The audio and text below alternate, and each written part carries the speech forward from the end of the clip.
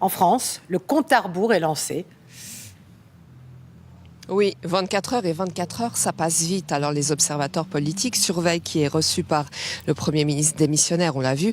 Ils surveillent aussi qui est reçu par le président français. Et selon son entourage, Emmanuel Macron a reçu cet après-midi les présidents de l'Assemblée nationale et du Sénat.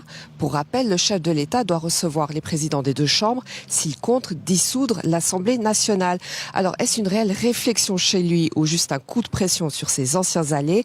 Pour le moment, difficile de répondre à cette question. En tout cas, la dissolution de l'Assemblée nationale, elle est dans tous les esprits. Ici aussi à Châteaudun, nous nous trouvons ici à Châteaudun à 2 heures de route de Paris. Cette ville est connue pour voter comme l'ensemble des Français aux élections.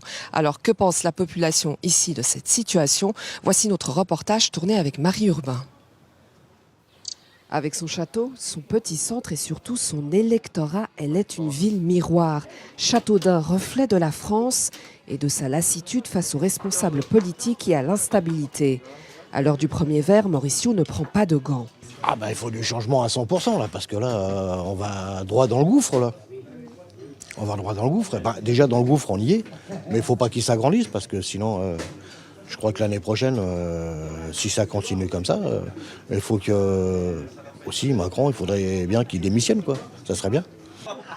Le retour aux urnes, c'est aussi ce à quoi pense Yvan, entrepreneur, inquiet pour l'économie du pays. Je pense que je vais peut-être voter pour Marine Le Pen. Pourquoi ?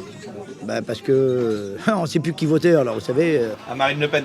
Résigné et remonté contre Emmanuel Macron. Il est désigné comme le principal responsable de la crise politique par les Français selon un sondage. Mathilde, elle, vote à gauche. Elle a perdu toute confiance dans le président. Il y a un sentiment d'être perdu, en fait, de ne plus savoir. Il y a eu un sentiment aussi, je pense, qui est partagé par les Français de ne plus avoir d'écoute de sa part. Crise politique ressentie très fortement dans ces villes moyennes qui se perçoivent très éloignées de Paris et des responsables nationaux. Le revenu médian est bas, on nous a enlevé la maternité, le tribunal, les 80 km/h sur la route. Le ressentiment vis-à-vis des élites administratives, médiatiques, politiques, économiques est très vif, très fort.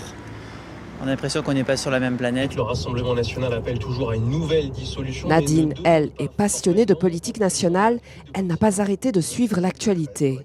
Oui, pourquoi pas la dissolution, mais bon, Macron, il n'a plus rien à faire.